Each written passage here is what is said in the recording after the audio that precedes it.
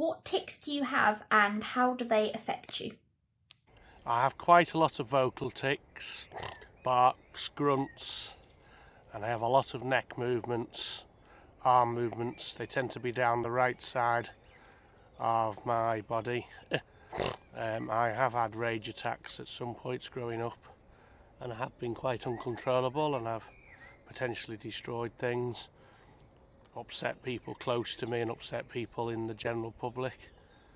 But on a whole, I was always able to be managed without having to bring in outside sources. Do you think that your tics are affected by music or sounds? Do you think that certain types of music or sound exacerbate your tics, or does it seem to help and reduce them? Yes, I think music is very, very helpful.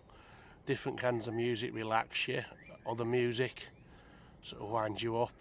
But a good friend of mine is doing research on this for a uni exams and stuff last year, so it was quite interesting to see how it would all work out.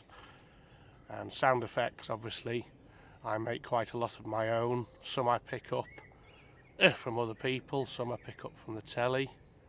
In general though, it's not a major problem for me too much. Explaining to people I don't really swear or have a racist sort of tic. How do you manage your tics on a day-to-day basis so that you can cope and so that they don't have any negative impact on your ability to do things or quality of life? I control my tics by going out for long walks. I do indulge in a bit of booze and a bit of dancing, which helps within reason. I try and do stretches wherever I can, but on a whole the walking seems to tire me out. I try and keep my arms going. I almost look like a flappy bird when I'm walking along. I tend to have a dead arm sometimes when I'm doing it, but on a whole I can control it quite easily by myself, really. Do you find that the weather can affect your tics? Yeah, I find that the weather can control my tics. Obviously on a nice day like today I can get out. I only have a small property, so there's no garden, and all the neighbours around me make a lot of noise. Generally it can get quite stressful. I do tic more in my flat, it's my safe space, and nobody's ever bothered by that. If they are, I just refer to the Discrimination Act. But when I'm out, I do tic more erratically, but I find I'm happier when I'm ticking as opposed to keeping it in, suppressing it.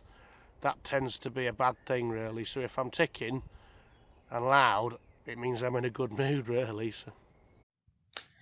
What do you think the future holds in living with Tourette's and managing it? Do you think there will be any changes to how it is managed? I think the future holds quite a lot of interesting things. There's a lot of research going into Tourette's at the minute from universities and doctors. And obviously there's a lot of online activity like these videos. There's a lot more understanding thanks to famous people. The ones that have been on reality shows or the ones that have been on real life shows. Scotland based, and there's a lot of people meeting up. There's a lot of groups, primarily around the northwest and Scotland, but there are other pockets. I speak to people with Tourette's all around the country, all around the world actually, to be honest, and I love making these videos, so if anyone would like to make any with me, I would love to interact with you. Thank you for your time.